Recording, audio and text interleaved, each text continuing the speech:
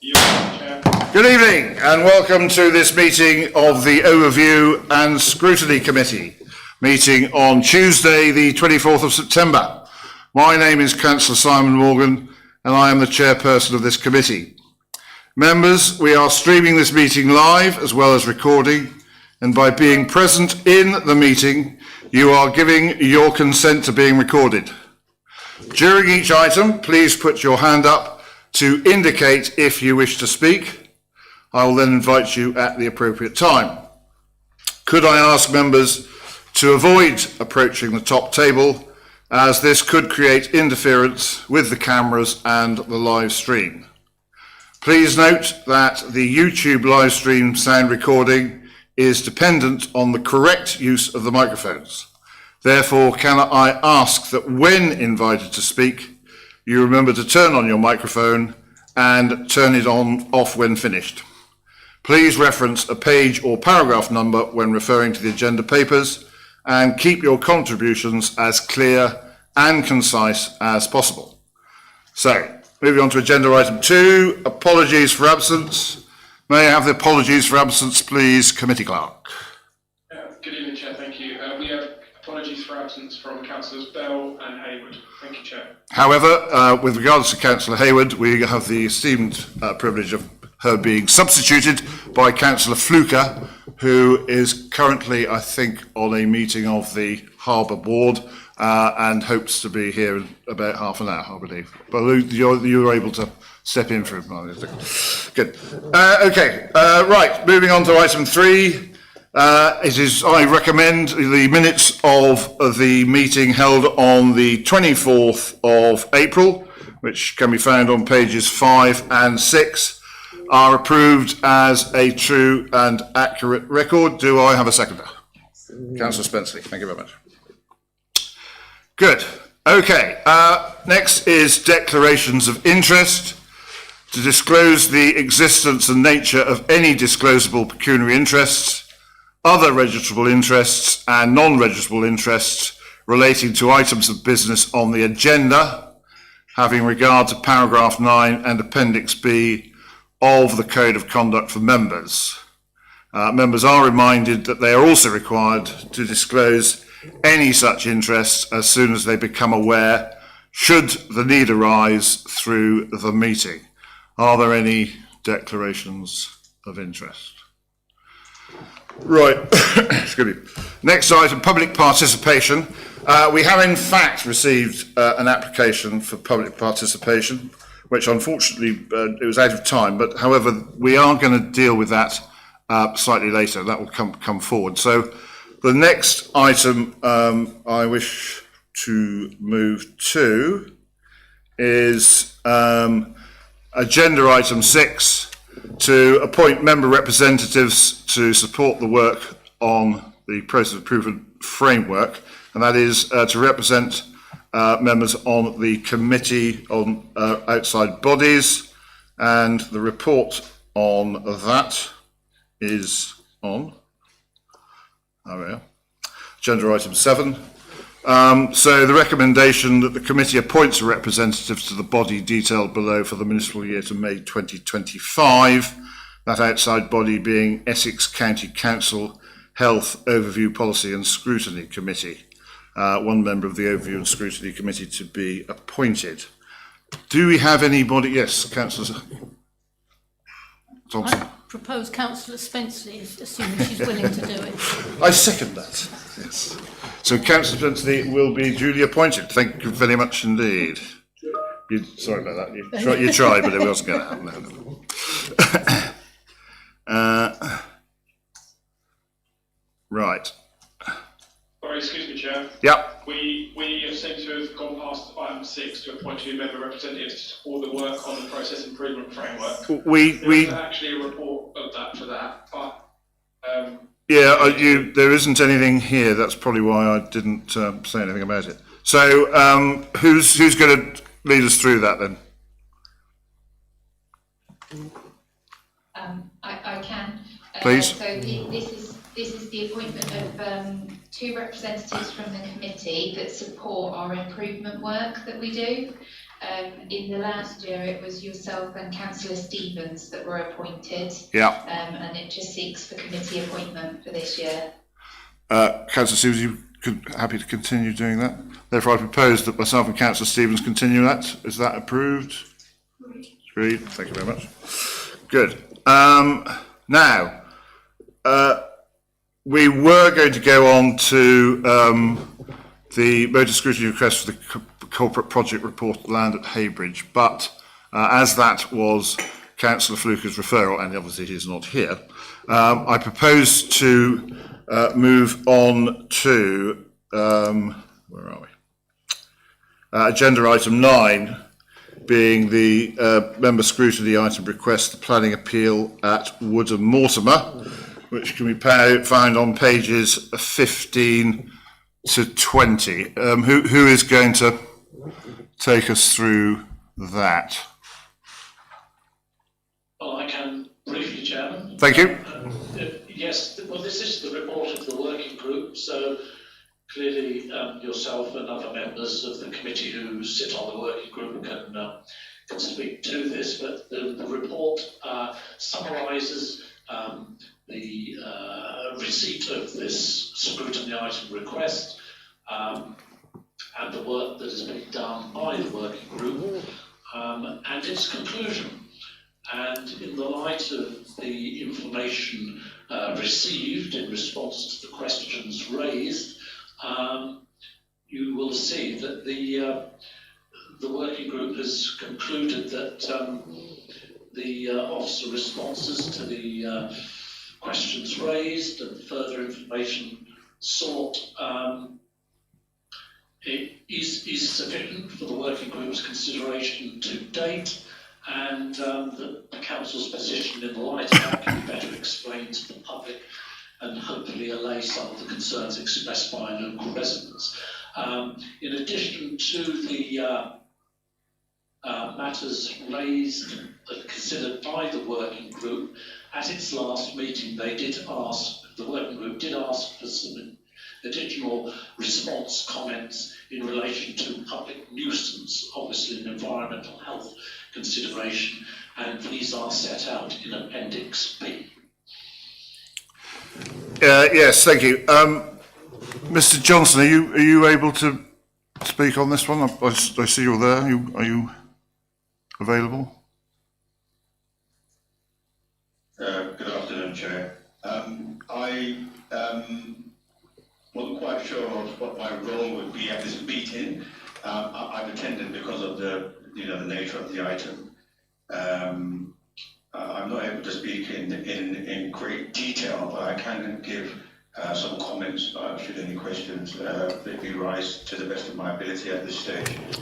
I am also aware that a letter had been submitted today, which I've not had an opportunity to look at in any detail at all. I haven't seen it late this evening, but I'm able to take some generalised questions if members wish to put any towards me.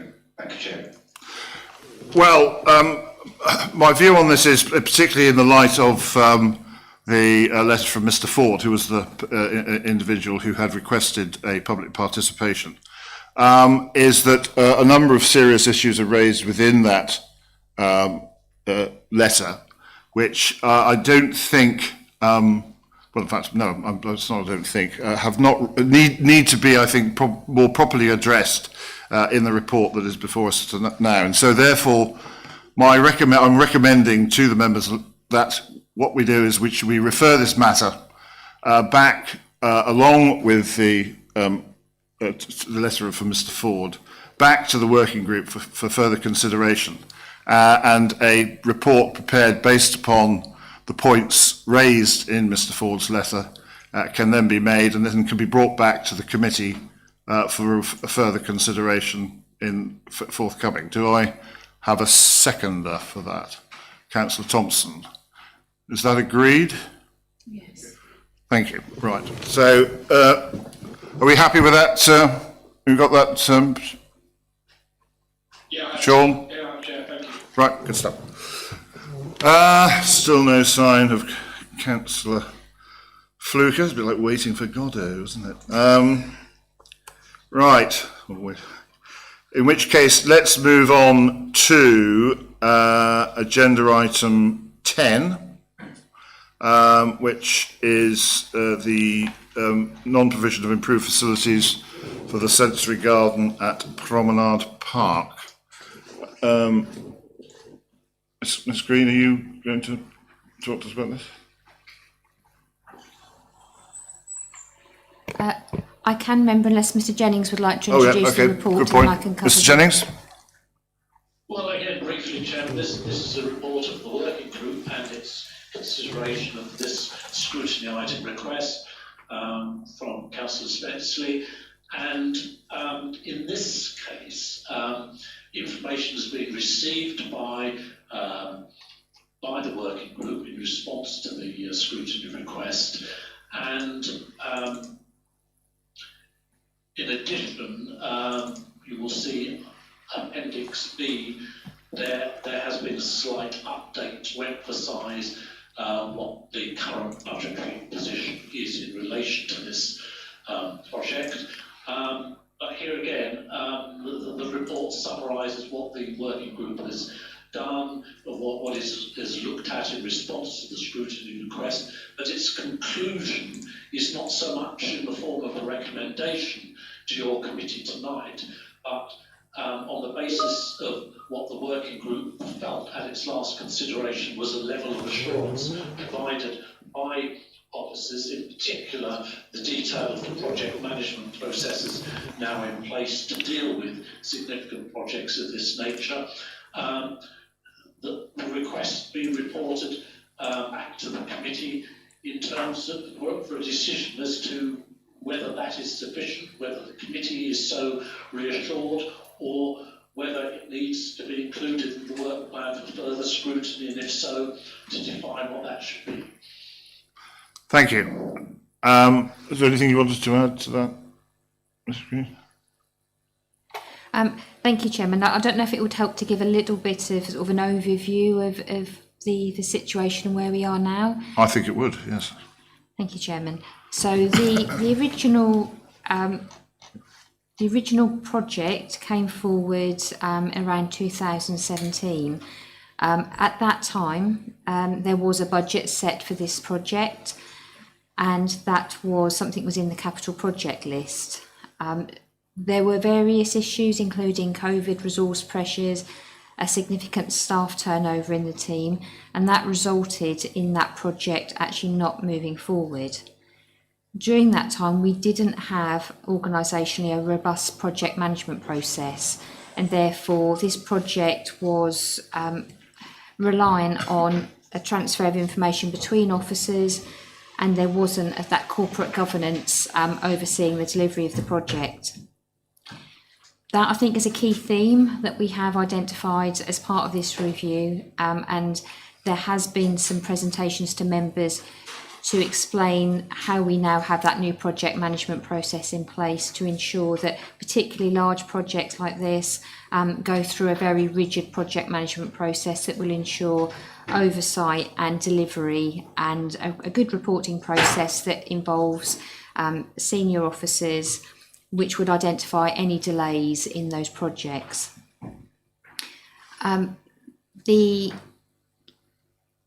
What happened with this particular project is that whilst there was a budget set aside for it, due to the delays in implementing the scheme, the existing play equipment on that site then became beyond use and had to be replaced.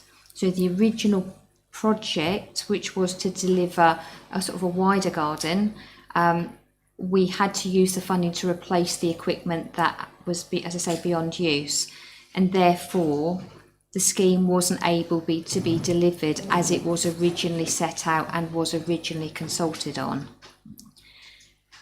What we have done is, having identified that, is we have then looked at alternative ways of being able to deliver the programme of work.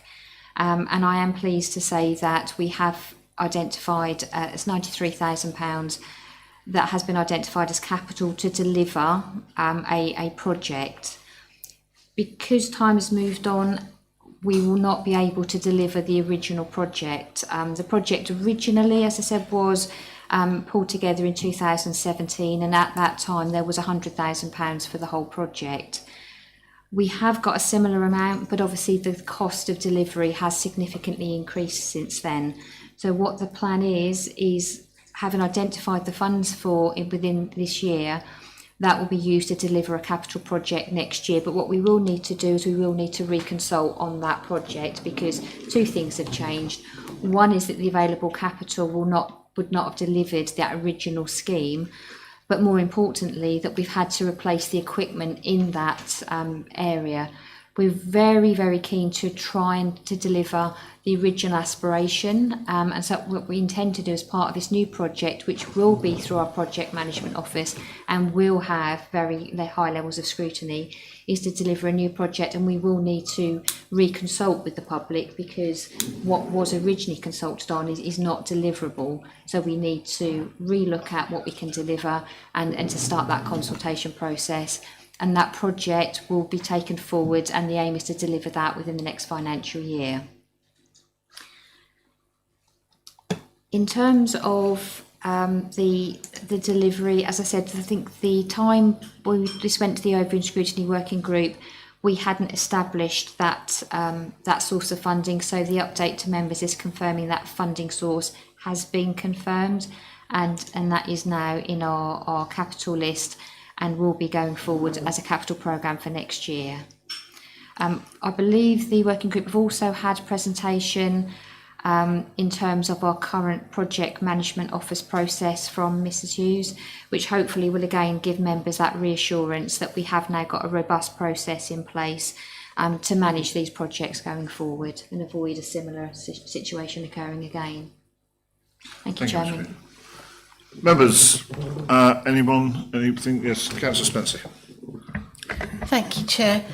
Well, thank you, Miss Green, for that presentation and for news on the project. I have to say I do remain extremely concerned that members, having decided that this project would go ahead, and the public having been consulted in the way that they were, that no update was brought back to either members of the public or to members prior to my raising this as a scrutiny item. And I am wondering if this would ever have been picked up had it not been raised as a scrutiny item, because when I first raised this, if you remember, Miss Green, I had to do quite a lot of showing you the news articles that referred to the project before anybody knew what it was I was talking about. So that is a real concern. I mean, there's a lot of work clearly been done to reassure us of the situation going forward, and I really do appreciate that. I was just looking actually at, I don't know what that is actually, sorry, Chair. I was just looking at on page 38 of the presentation that we have, risk to PMO governance, and I do note that there are some risks there, with some projects have already been signed off, taken to members before the robust review. If I'm understanding, that's what's already happened. And some other 61 live project areas, and CLT completing a review of this due to our organisational capacity. So I am thinking that while we can be reassured, my view, members, is that we do need a report back on that review of projects to understand fully what's going to happen going forward.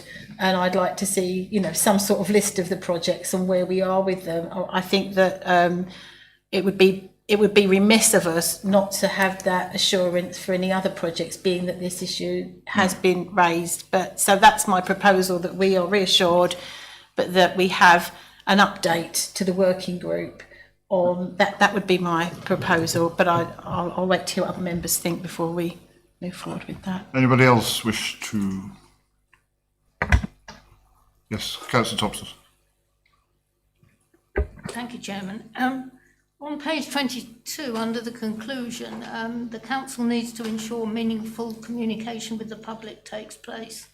I'd like to hear a bit more about how we're going to ensure that happens. Is there a mechanism in place now to make sure? Thank you. Thank you, Chairman. So as part of any project, there will need to be a full consultation, and actually we are doing that with some of our 106 projects at the moment, and there's been some really good meaningful engagement with the public. So we would use a similar approach to ensure that we do hear the views of the public before any final scheme is agreed. Thank you, Chairman. And while I'm on, as it were, I'd like to second Councillor Spencer's proposal. Okay. Whilst on that and in matters general, which comes on with our next one, can I draw members' attention to the annex that came to this particular part on the Project Management Office? This has actually, I know, been put to the committee before, but I think it's a worthwhile reminder as to what the process should be, and the standards against which we can take this forward. So we have a recommendation. Do you also want, I think, to add this to a watching brief on this as well? Yes, I think so. On projects. Yeah, right. On the project, yeah, right. Yeah. So we have a recommendation. It's been proposed by Councillor Spencer, seconded by Councillor Thompson. Is it agreed by consent? Good, right. Good. Have you got that, Sean? Yes, Chair, I do, yeah, thank you. Right, okay. In which case we can now return to agenda item 8, and welcome to Councillor Fluker, who's standing in for Councillor Hayward, and whose referral item this was. Mr. Jennings, do you want to start us off? Yes, Chair. The report, again, is a report of the working group, summarising consideration that's been given to this matter over several months, in fact. And as you will see, the report does make reference to the fact in the 3.1 that this committee did receive an interim report back on from the working group on the work it had done to date at that time on the scrutiny request, and at that time it was noted and the working group the committee became aware that what has become commonly referred to as the lessons learned report was in the process of being concluded and signed off, and in the knowledge of that, it was the committee decided to refer the matter back to the working group to do further review work in the light of awareness of that report, which was subsequently shared with all members. Comments were received, and all of this was received and taken into account by the working group at its last meeting. And a summary of the issues that still troubled the working group to an extent set out in paragraph 3.6, but nevertheless the general message and conclusion coming from the working group at its last meeting, as summarised in paragraph 3.7, was that sufficient information on the points of concern had been received by the working group to enable them to get a full understanding of the various issues, and therefore this scrutiny item should now be brought back before the committee. And the lessons learned report having been shared with members, reviewed, the working group felt that there was sufficient in that to provide some assurance going forward that projects of this nature would be guided by some of the conclusions there, provided that, as the last point makes, it is clear at the outset that future projects, it should be clear as to whether they are financially driven or have some broader social objectives. Those are the general conclusions of the working group, and this report summarises all that and brings it back to the committee for determination, Chair. Right, thank you, Mr. Jennings. Having given this some thought, before we move into general discussions, I propose that we resolve that under section 100A4 of the Local Government Act 1972, the public be excluded from the meeting for the duration of the discussions on the grounds that they involve the likely disclosure of exempt information as defined in paragraphs 1, 2 and 3 of part 1 of the Schedule 12A to the Act, and that this satisfies the public interest test. I so move. Do I have a seconder? I'd like to speak against that, or certainly ask for clarity. Yep. Members will be aware that of a document that Eric Wickfield brought forward to Council, the policy regarding private and confidential matters. It's been well discussed, certainly by this committee in the past. Chairman, I accept that some of the information in this report, or what might be said rather, could be deemed confidential. But I think under section 12A, I think you need to explain exactly what, without giving the information. So what part of section 12A are you relying on? And it's not just good enough to say it's likely to disclose financial information. I've had this discussion with Mr. Quelch in the past, but also, you know, a director is supposed to advise council according to Mr. Whitfield's advice and policy over this. I accept where you're going, but there's a lot of this which is to do with procedure, which would not fall within section 12A of the Act. And 12A of the Act is quite clear. And indeed our policies are insofar as the fact that insofar as the fact that it's possible to hold you could have an agenda item and you could have part of it in confidential and part of it in public session, because there is always there's always a matter of the public needing to know. And if that's not exercised properly, then council could be accused of concealment. I'm sorry to put you into that position, and I would have happily shared all of that information with you had I known this is where you were going to go. Thank you. So I won't, in its entirety, I'm afraid on that basis I can't support. Well, Councillor Fluke, I'm happy to proceed on that basis. Having said that, obviously, if anything does crop up during the course of the discussion that it's felt that we may need to go, then that obviously will have to be reviewed. So I'm happy to proceed with not going into P&C for the time being, in which case I invite members' comments. Presumably, Councillor Fluke, it's your referral. I'll give you the floor. Thank you very much, Chairman, and apologies for being late, but I had to represent the council tonight at Maldon Harbour Commissioners meeting, so which luckily starts earlier than this one. Chairman, as you know, this is this piece of scrutiny arrives in relation to a motion that I brought to council. Chairman, for the benefit of the members that have joined the council recently, this project started when I was involved as part of the leadership team of this council. And Chairman, for clarity, and I've gone back through my notes from that period, this project started as a means of delivering £6 million of revenue to this council. That is how this project started. The corporate projects team brought forward several projects at the time, one of which was this, as a means of delivering revenue, because at that time we'd identified some massive shortcomings. And so that's my first point that I'd like to make. Afterwards, it seemed to morph into something else, which was a social housing project or a social benefit project, which, as anybody knows, I'm a great champion of social housing.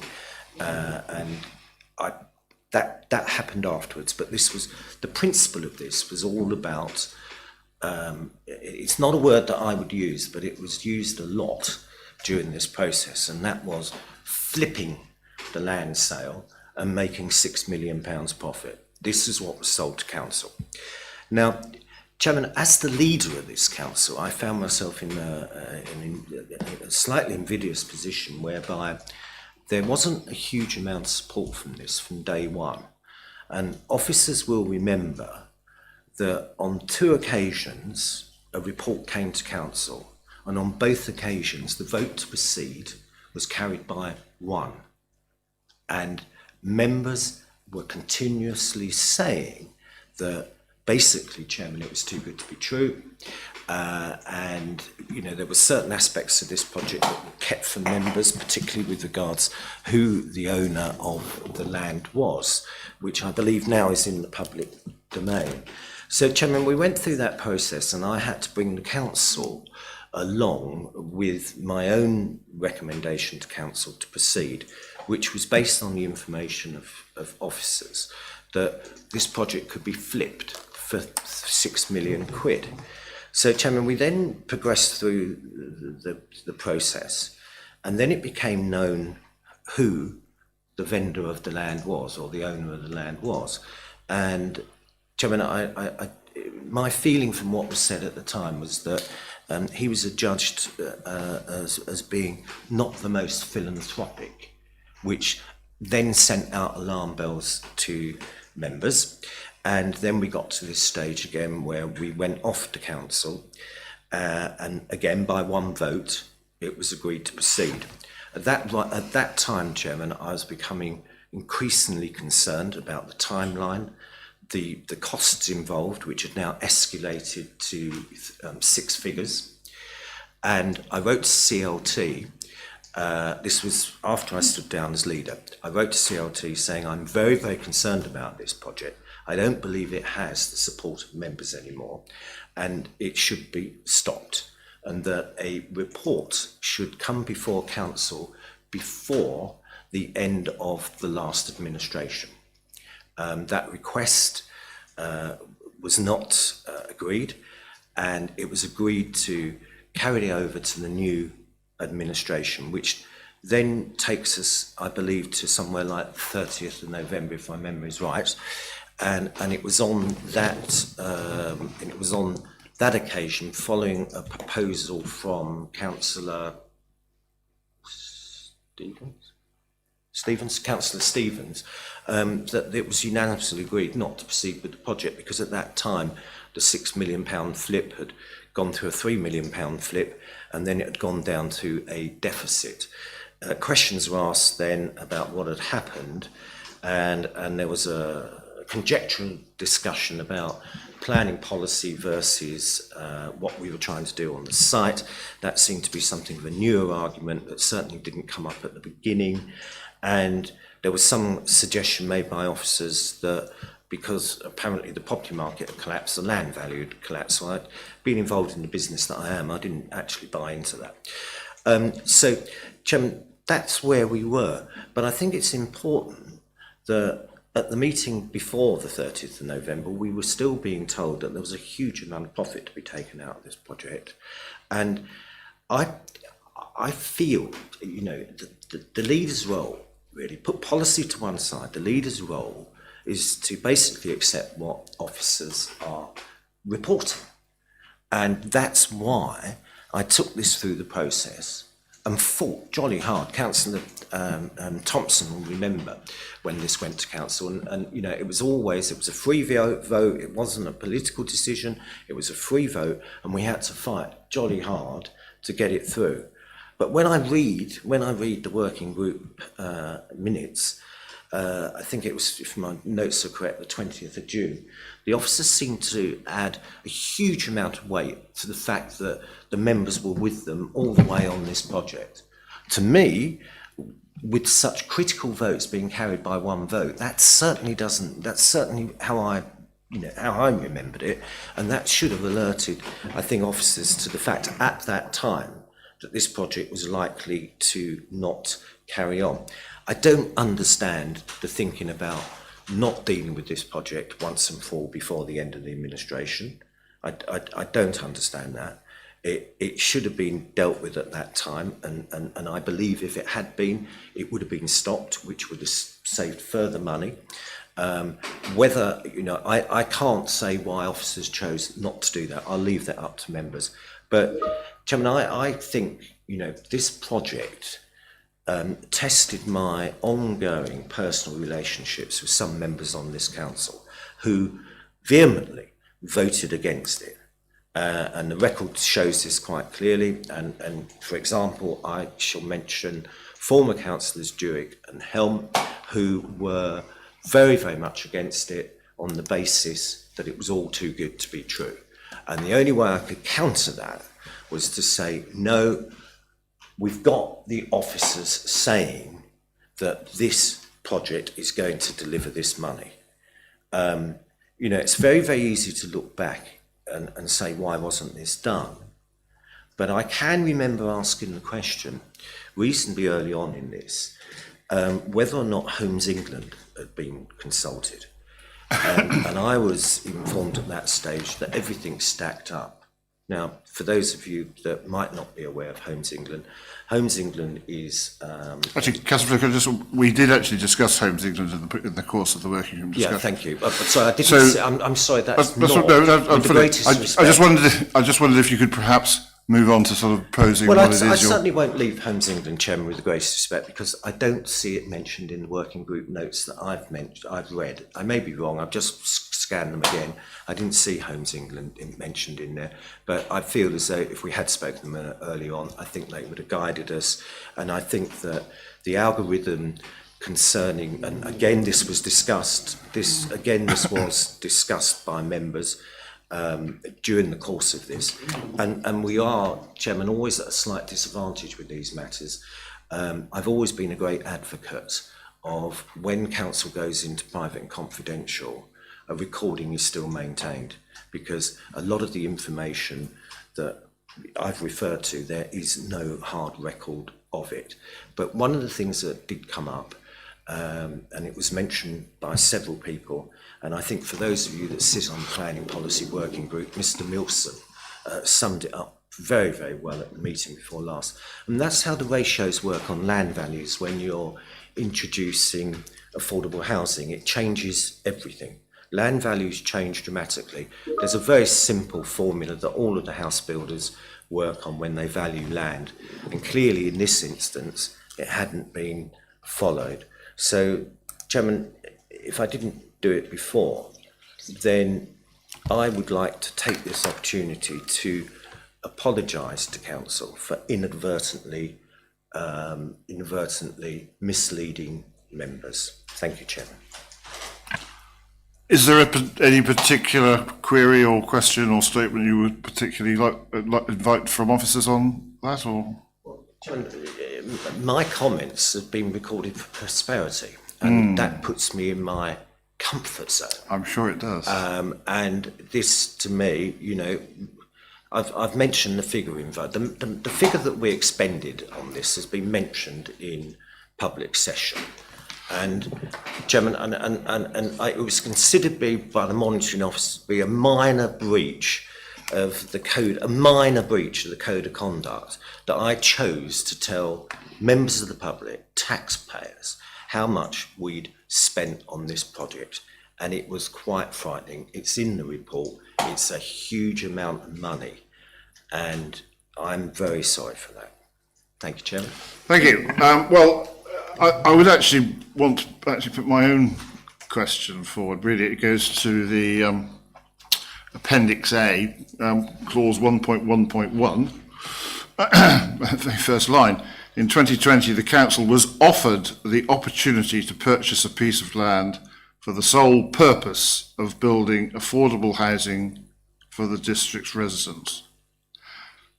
It's difficult to know how to answer this question, but did we make the proposal or the initiative, or was it offered to us, or was it the other way around? Can somebody perhaps enlighten? Yeah, happy to respond. I think we've answered that question in the working group. Well, I'm not sure that it necessarily is as clear as perhaps you might think so. So you're saying that the landowner came to the council with this offer? No, Chair. I think we provided the letters that we sent out to local landowners and made that approach to the working group for them to review and consider.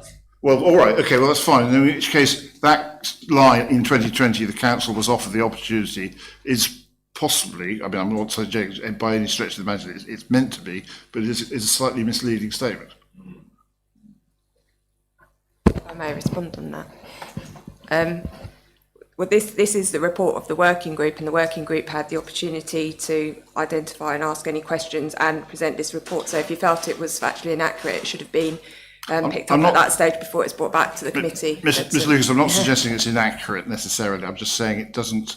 Well, I'm saying this is not an officer. This is a report of the working group. So this should be the working group's recommendation to the committee. But Councillor,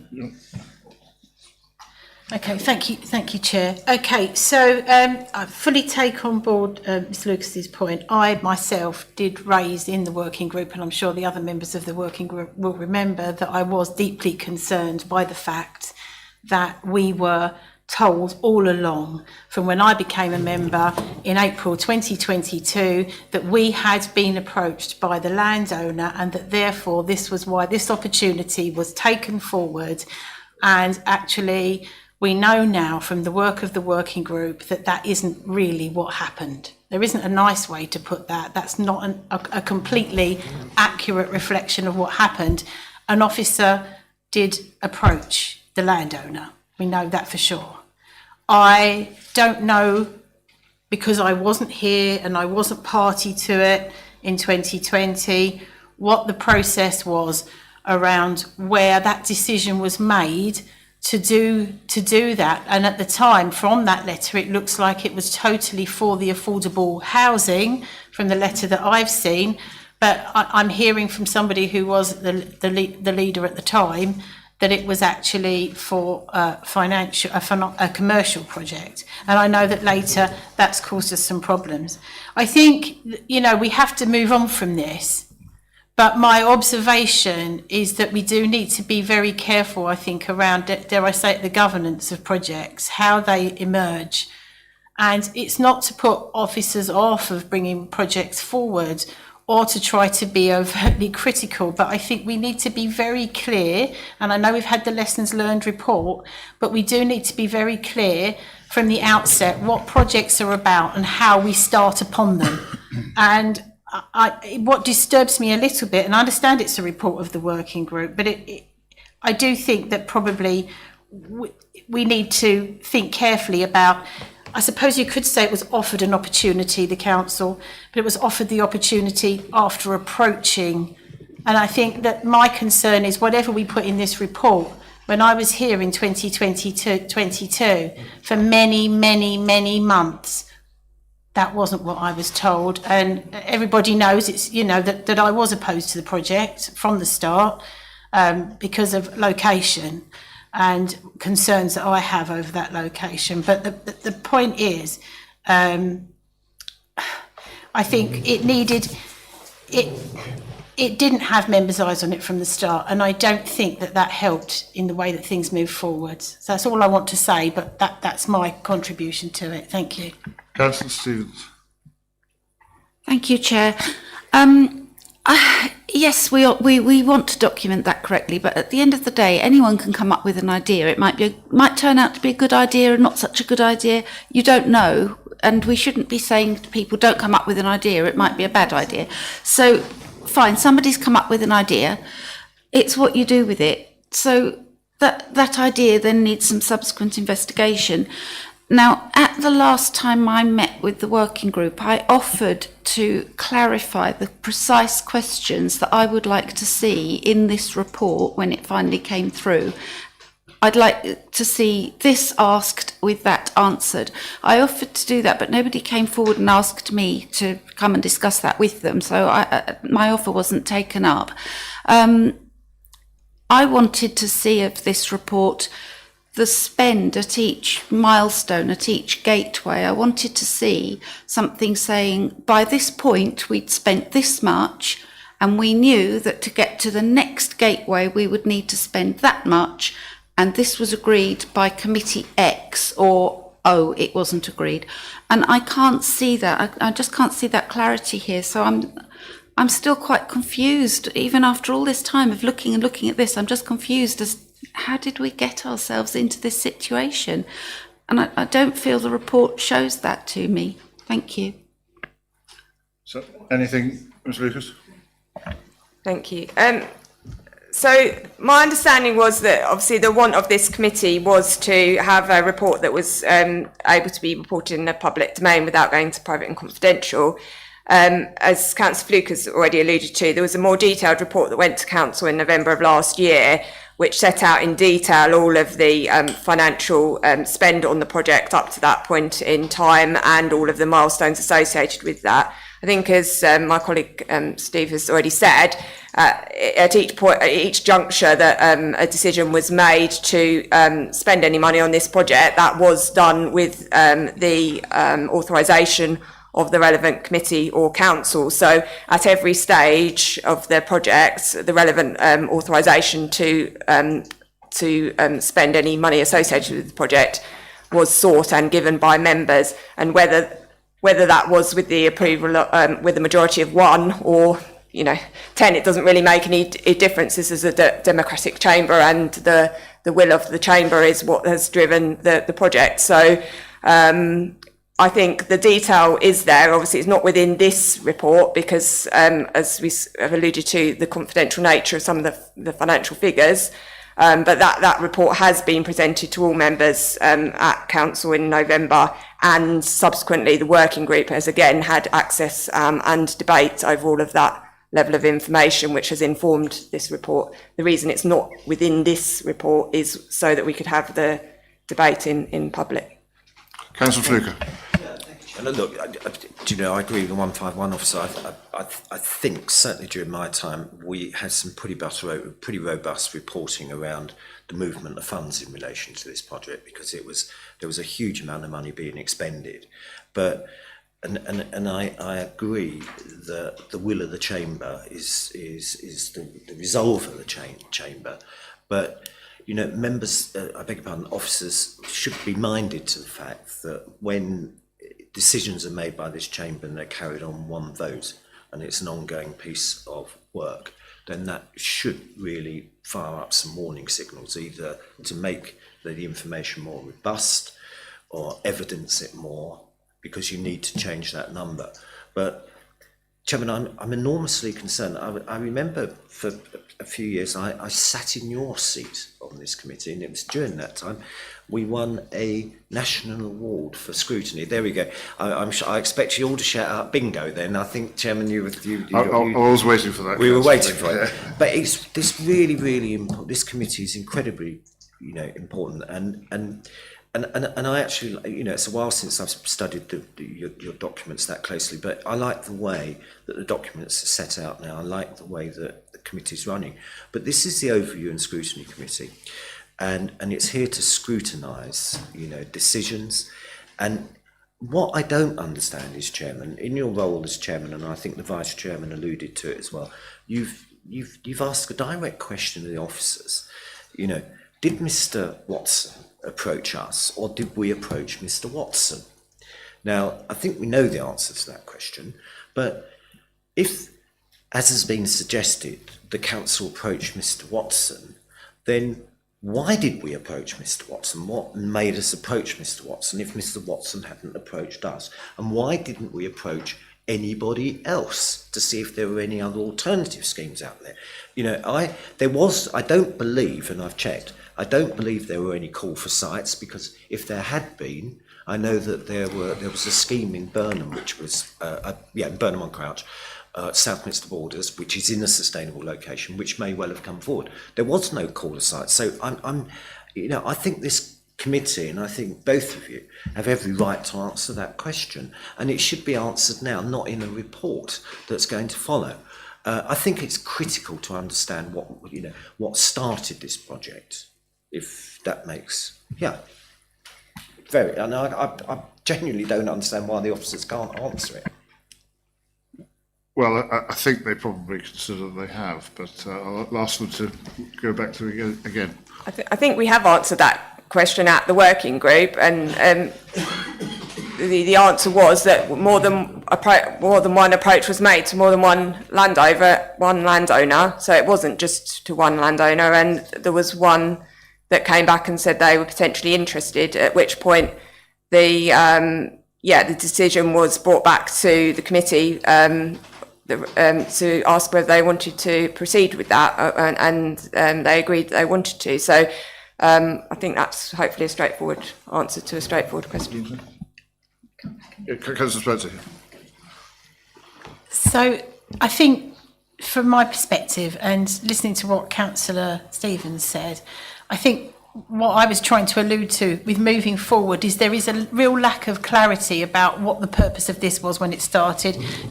And I think that probably what we need to be mindful of in future projects, and let's see where we go with this, with moving forward. But we need to have a really clear business plan, a case at the beginning that's got real dark, because it seems to me like the letter was written with one purpose and then actually it all became something else.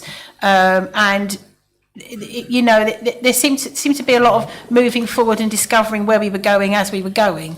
And I think that maybe that was, in some respects, it was inevitably going to be a bit of a disaster. And I think that we really, it is public money we're spending, and we must be really, really, really careful about that moving forward. I understand the reasons why the report is as it is, because one of the reasons that we couldn't have more in it, as you say, Mr. Lucas, was that it's not in P&C, and so that the detail that we perhaps could have had in there isn't, which makes it quite awkward. And perhaps this is a discussion that other aspects of that do need to go to P&C. Perhaps this does need to go back to the working group again, and then for some more information, and then come back to a P&C session if that's how members feel. But I'm going to leave it there and give the floor to Councillor Fluke. Councillor Fluke again. So I'm really confused now because I've been a great advocate of the corporate projects team since it was formed. Yeah, I've supported it from day one. And, I paid an awful lot of attention to what they were up to because I knew how critical it was for them to deliver income for this authority. But the first time I've heard, Chairman, that we approached 3 landowners is tonight. I was completely unaware that we'd approached anybody. I'd certainly like to know who they are. And I think you're drifting towards having another session on this in private and confidential, so of course we'll hear who they are then, and there's nothing to protect them in the GDPR because obviously we've approached them. But I'm getting more and more curious about who decided who to approach, because the intelligence for all of this would have sat with the members, and I certainly wasn't asked if anybody in Southminster or Burnham knew of a philanthropic landowner who would be happy to be approached for bringing forward a project. I'm getting very, very concerned about this for the more we get into it. But I'm going to park it there, Chair. Okay. Are you, or perhaps Councillor Stevens, minded to make a proposal on that basis?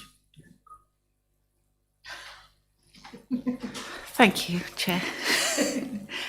I propose that we do discuss this in P&C because I want to know some numbers, and I still, after all these discussions and all these meetings, haven't seen the numbers with the dates attached. And as I said before, I want to see we spent this much by this date, and this was the committee that agreed we should spend X in order to reach the next gateway. And I think if we can only discuss that in P&C, that's the way we need to go, please. Thank you. Is that seconded? Can I just add something else? I mean, Chairman, I don't know from Councillor Stevens' proposal whether or not she means discussing it in P&C tonight, but I mean, my view would be, in light of the questions that have been raised tonight, Chairman, that we actually defer this matter and then have a P&C report published and then it can be discussed at the overview and scrutiny meeting next time you meet. Yeah, forgive me, Councillor, I rather thought that's what. Sorry, was I think that makes sense. Councillor Stevens was If that intending is, to I'm do. happy to I second wasn't it. expecting it to happen tonight. Oh, right. Is that, am I right in that? You are, Chair, yes, Yeah, because thank I mean, I presume that those numbers are not to hand Yeah, absolutely. to be discussed tonight. Thank you. My substitutions have been done correctly, and I'm happy to Okay. Right, so we have a proposal. Do we have a counter proposal? I don't, in that case, is that approved? Approved. Sean, are you happy? You know what it is we've just approved there?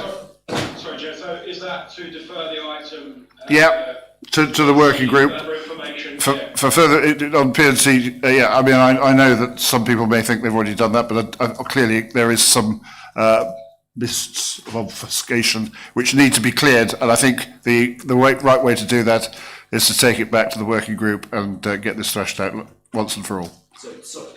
on the assumption that we then have a P&C report come back to this. Oh yes, of course, but no other point. And then we can have no a full point in report, doing it and otherwise. then we can debate the question of Yeah. who approached who and who else.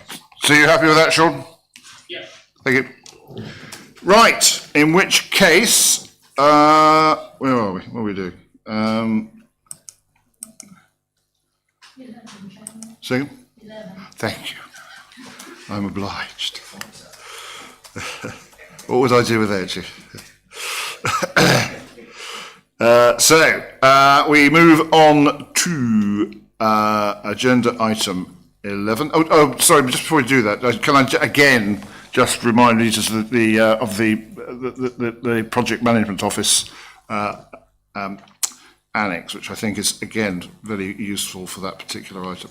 Right, item 11. So member scrutiny requests on the Maldon Cemetery. Mr. Jennings, can you lead us into this?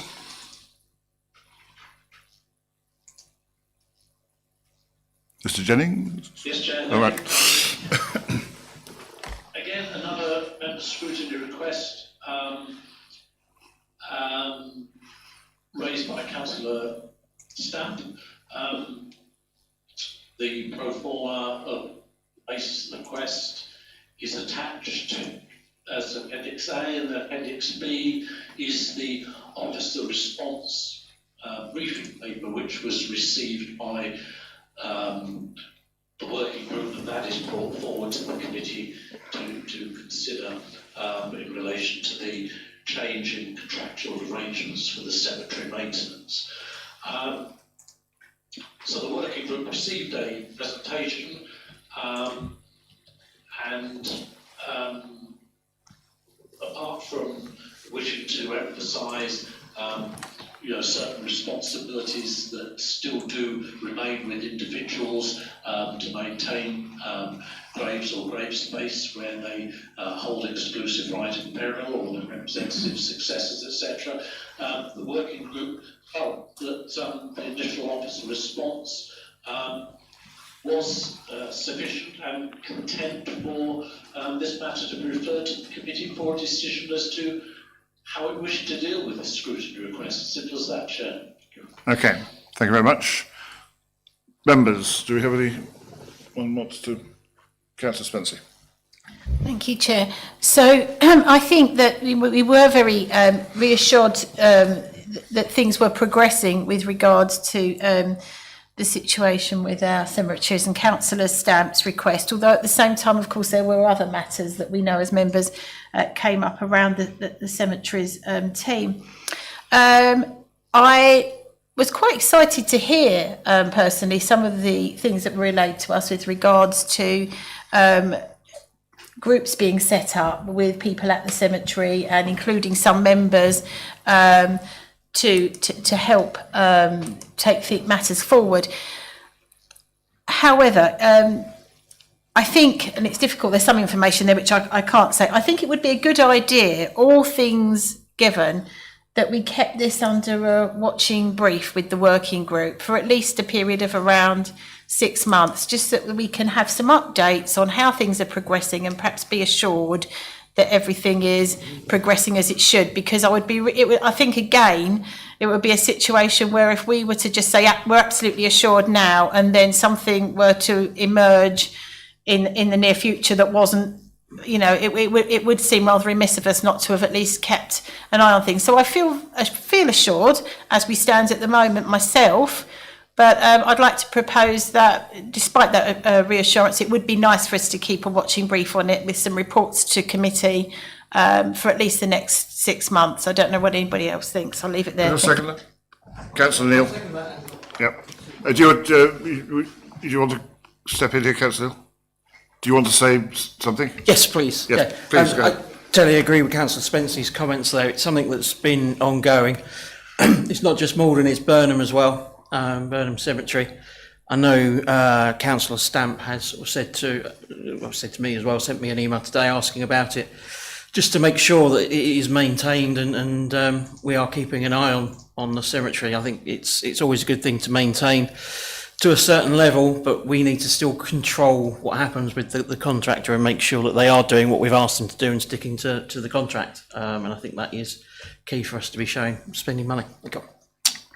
Okay, anybody else? In that case, hang on, sorry. Oh, right, apologies. Is that? Yes. I do apologise. Taking away your great moment. Thank you, Chairman. So as the scrutiny item identified, there was an issue at the very start of this financial year. It wasn't specifically related to the contractors, it really was at the very start of every year. There is a very quick growing season where we have to respond very quickly to keep that under control. And at the point that the item was raised, it was where that extensive growth had occurred. So since then, there has been a piece of work to bring that back up to date and to maintain it. So it was a sort of start of the season issue, and unfortunately it's likely to happen again next year because we have part of the year where it's very quiet, and all of a sudden we get a bit of warm, wet weather, and then the growth goes absolutely mad. So we've put extra resources in at that time. Our contractors are get that back under control as quickly as possible. And then we maintain that. So what I've got for you tonight is a little bit of a presentation which I hope will give you some reassurance. It's sort of some examples, some of the photographs that have been taken over the last few months around the condition of cemeteries and some of the work that the team are doing in terms of really making improvements. Some of those are going to be linked to, as Councillor Spencer referred to, we are introducing a more sort of formal volunteering framework to support volunteering and encourage volunteering in our open spaces. So this is all going to feed in over the coming months to really encouraging that whole concept of volunteering, both by our own staff, members of the public. So, we're very keen to kind of look at taking that forward. So hopefully one of my colleagues is going to load the presentation up for you.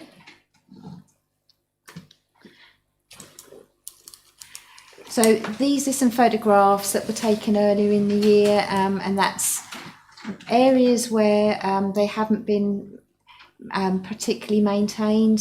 Some of the old spots where possibly those areas are the areas are not being maintained by the relatives, for example, where perhaps there may be very few relatives still alive, and those plots go back to the 60s and 70s. So this is a piece of work that we've done, and as you'll see, all of that area has been cleared, and we've put in some areas where they're no longer going to be left to the grass to come back, so they're much easier to maintain. And as you can see, sort of visual impact is much improved. So that's one of those projects that we have taken forward. So this is again earlier in the year, the Garden of Remembrance, where there was excessive growth caused by the warm and wet conditions. And again, this is again another project that we've done to actually make that easier to maintain and to stop that problem of that growth coming back very, very quickly. So again, that's a piece of work that we've done, and again it's been supported by some of the volunteers. And again, some sort of photographs again of the cemeteries in terms of sort of the current conditions. So this is, as I say, this is all work that we're doing. Some more, again, there is that regular grass cutting, and once we have got the weeds under control, then that is being maintained on a regular basis. So hopefully that has given you some reassurance that those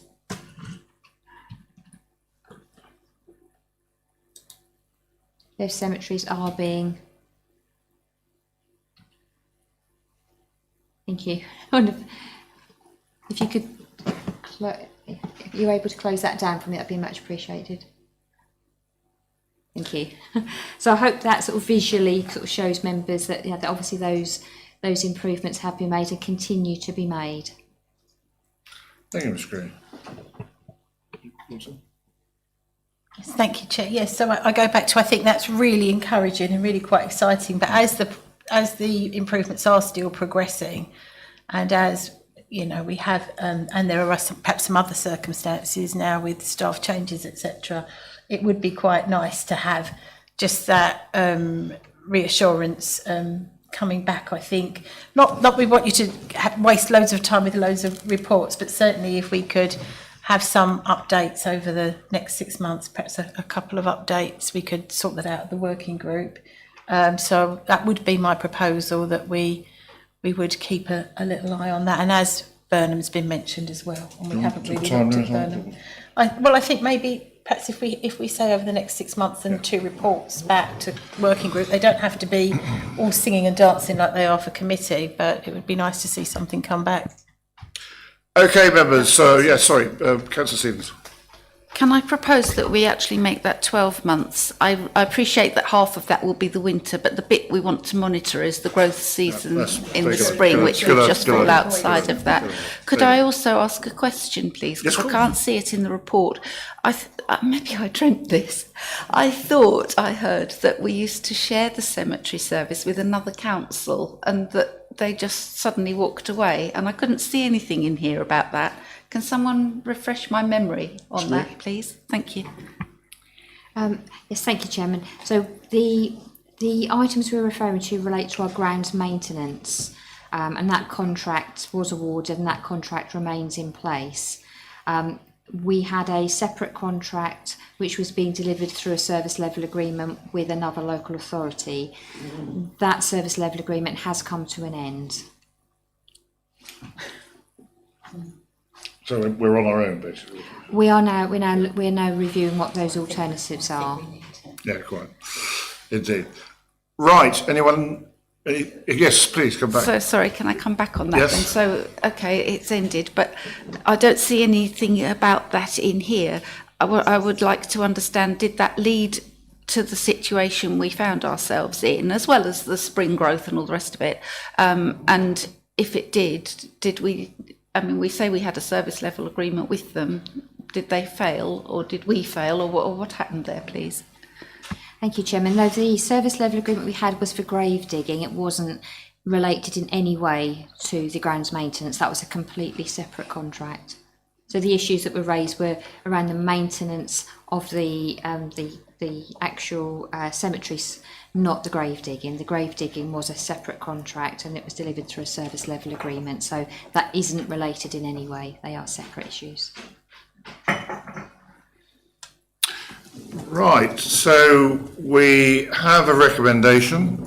The committee notes the working group's conclusion and wishes to refer it to, or put it on a watching brief for the next 12 months. It's been proposed by Councillor Spenceley, seconded by Councillor Neal.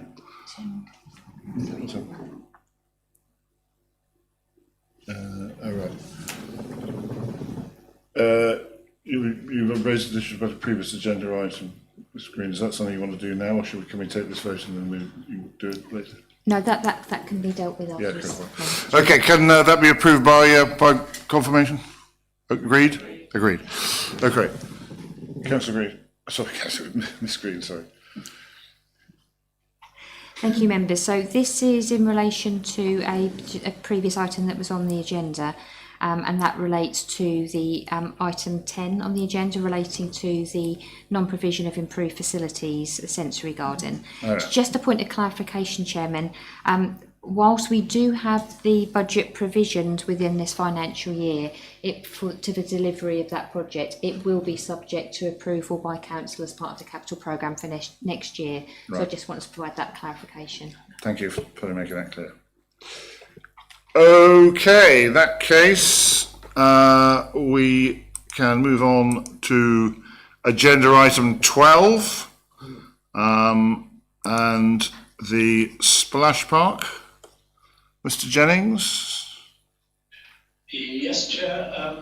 Again, a report from the working group on a reference this time, a reference from the corporate leadership team of a matter arising, an area of concern actually arising from a decision taken by the Strategy and Resources Committee back in February around the operational opening of the splash park and an apparent misinterpretation of members' intentions at that committee, and that's described in 3.2 there, and the corporate leadership team is anxious to avoid this situation recurring, and therefore has looked at internal procedures for recording and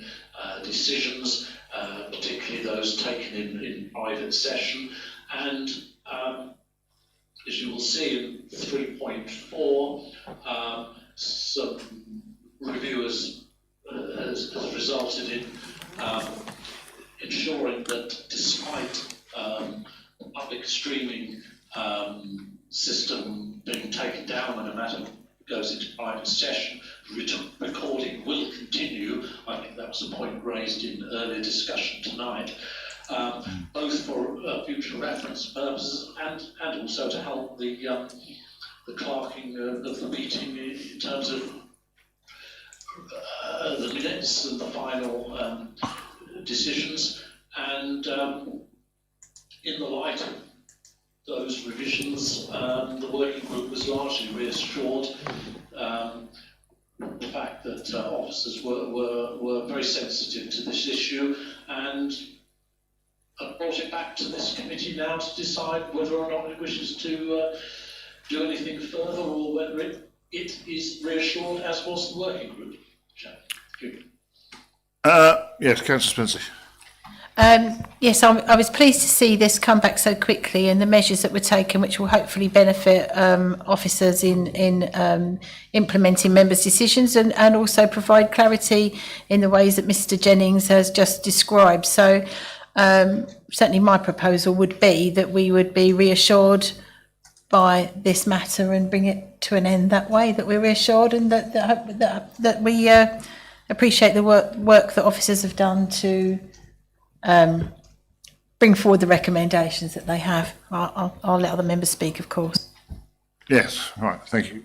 Councillor Fluker. I just turned to 3.4.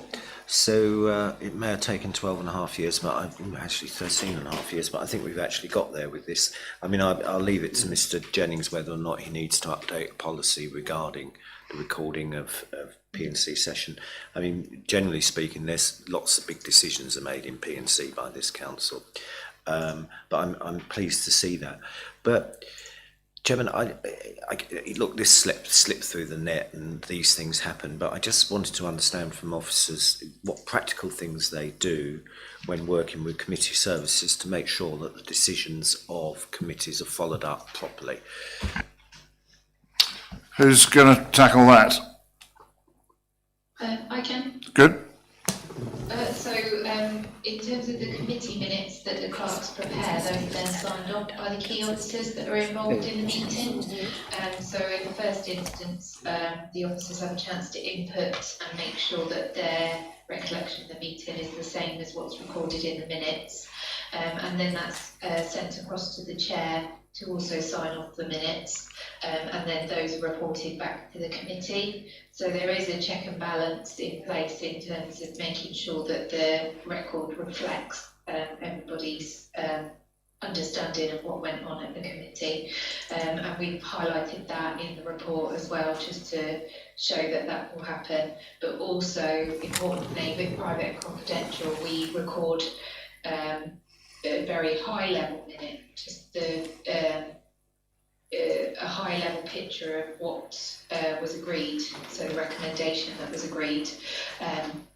But we've communicated out to officers that especially if during the private and confidential discussion there was a point of clarity that was made, or advice that was given, that actually when they're reviewing the minutes they include that, look to make sure that that information is included in the draft minutes as well.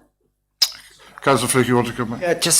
Yeah, thanks so much for that in-depth response, Ms Hughes. But my question is how do we track the decisions, not how we record the minutes? So, we made a strategy and resources, of which I'm a member, made this decision, and it was clear it wasn't tracked properly by officers. I presume the minutes were right, but it just was not tracked. So what I want to understand from officers is to put me back into my comfort zone, is that we actually properly track the decisions of, or how do we track the decisions of committees to make sure that they are executed in accordance with the resolves of committees and council? Hughes? I think the officer responsible for the paper, it depends on the committee, but the officer responsible for the paper will take away what comes out of the committee and make sure it happens. For Performance Governance and Audit Committee, we also have a matters arising that was introduced further to a chairman's suggestion. So that actually tracks the discussion that came out to make sure that things happen as well. Councillor Stevens, I think you wanted to... Thank you, Chair. Can I ask a question, please? I'd like to know if it's the intention to extend this to working groups, please. Thank you. Good question. I don't suppose it is, but there's no plan, presumably, at that stage, at this stage, Ms Hughes, would that be right? No, the working groups are our internal discussions. We don't record the working groups, and the working groups, it's important to note, it's not minute that we record for working group, it's notes, because they're sort of our internal musings and thoughts. Thank you. Okay, well, I think that it would be incredibly useful to record it. It's not about trying to sort of hang somebody up and saying, oh, you said this, you said that. But if somebody misses a working group, they could then catch up with it afterwards. And then if there is a question, and I have a very live example of this at the moment, did somebody say X or did they say Y? We can go back and have a look if we need to. Probably you don't need to. Mostly it's just about letting people catch up, and I can't see any problem. We haven't got anything to hide. As you say, it's just an internal thing. It wouldn't be published. It could just be something that members could look at, and people who aren't in the working group perhaps could look at it as well, which might just be informative for them. I would recommend that we do extend it to working groups. Councillor Fluker. I mean, the planning policy working group is a pretty complex working group, and you'll remember my proposal earlier on that comments made by members should be attributed to them individually rather than just a member said, because I think it's really important. But with regards to that working group, I mean, the notes tend to have action points, don't they? And then we pick up on them to make sure they've been executed. So maybe it's something to do with the way the notes are written. But I think it's really important, particularly as I think at 9:30 on Thursday, we've got this new working group meeting for the first time, and I suspect there's going to be an awful lot going on there, and it's going to be really, really important that the notes are recorded clearly and concisely. Thank you. It's got a long name, Chairman. I can't remember. It's asset management. Asset management, something like this. Presumably, I'd ask your advice, Ms Hughes, if the chair of the working group felt that they wanted to record, that would be possible. It's certainly technically possible. Yeah, it's technically possible. possible. The meetings are all managed through Teams, but I can speak for a blanket rule across working groups because that's not something that we put in place. No. Right. Okay. Well, it's probably something to be thought of. Okay. So we have a proposal that the committee receives and considers the referral from CLT in the light of the information provided to the working group and is reassured by the outcome. Do we have a seconder? Thank you, Councillor Neil. Is that approved? Agreed? Right, in which case we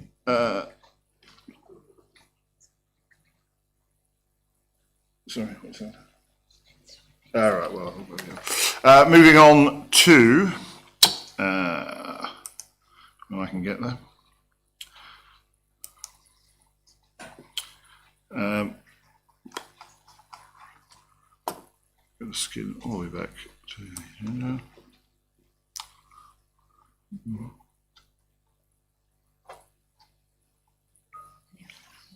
Yeah.